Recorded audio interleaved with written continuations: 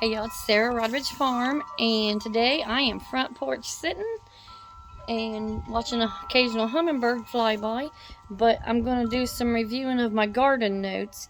It's because I am running super late because, well, everything is laid up here on the hill right now because we did old school survival boot camp down here at home in Vinton County over the weekend, and I'm still playing catch up with everything from that. I mean, it was an awesome experience, but I'm late. Which, if you knew me, you'd know that that's kind of how I roll with things. Anyhow, I'm always late. Anyhow, I'm going to go over my plan of the garden, and I'll let y'all see what I do, so I can always make sure I move and rotate things from year to year and everything. So let me show it to y'all. Okay, for starters, this is my book, Mom's Book of All Things Important and Awesome. My kids joke that I love it more than them. It gets to right up front when it's with me, but they do too sometimes. Anyhow, all joking aside here, my garden, I've drawn it out for years and years so I can keep it, but this here, as you can see, is down by the chicken coop. And I'm going to do, this is that really crappy garlic that I planted when I did the raised bed, and y'all saw where it was real peasly looking. And I had seed carrots that were supposed to have been in there, but I don't even have a carrot plant in sight out there, so I'm pretty sure that ain't going to work. And I got some Walla Walla onion plants the other day at the store, so I'm going to put them here by the carrots and stuff by the end of the dog kennel where y'all can see the dog kennel down there. And I've got the actual asparagus bed. But with taters, I'm going to do a science experiment. I got about 100 pounds to put out on the seed taters.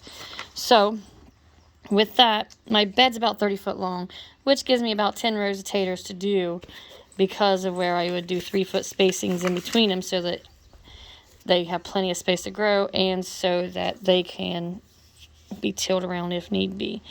Anyhow, I got to do white taters and I'm going to do red taters, and I guess I can't count because there's just 8 rows here.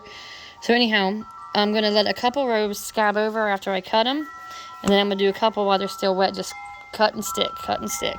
Same with the red taters down here, and then I'll go back when I dig them and pull my notes and make notes as to what I thought did best and what did not do best. And then I just want to put pretty sunflowers down here by the chickens. I intend to do that every year and ain't done it yet. And then the big garden spot, as you can see, I'm a very fancy drawer.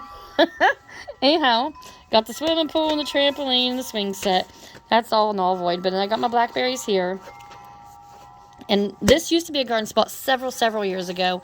And then I was going to put a greenhouse there like 8 years ago. And that still ain't happened, so I moved it all the way. And this is where I'm putting the garden spot this year.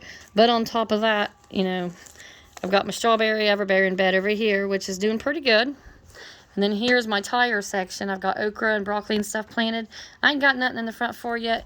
I'm still thinking about it. I was going to do Brussels sprouts, but my plants died. And over here amongst the little trees and weeds, I've got some wineberries that I transplanted last year. And then I got my June bears there, and I call this the Amish building because, well, that's where the Amish have some of their stuff. And then here is some tomatoes. I had a really good turnout with tomatoes over here beside this building, so I'm going to throw them back over there again this year, but I've composted and put down all sorts of stuff, so the soil is just really good there. But as far as the garden over here, honestly don't have a clue how long it is or wide. It just is what it is here. But I'm going to put my cabbage through here. I'm aiming for 30 head. We'll see. And it says here they're going to be 24 inches apart, rows 36 inches.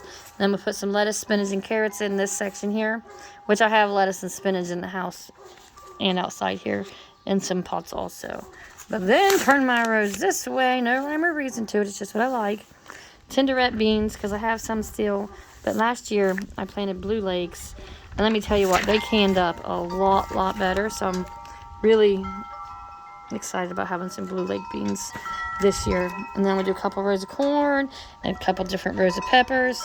Zucchini on the tail end down here. And cucumbers, I'm going to try to get them to grow up like a trellis. Usually I make like a little half lean-to type whatever TP thing. But this year I'm going to see what I can't get out of that. But this would be what I follow for the garden this year. See, 2023, so I know next year that's how it went.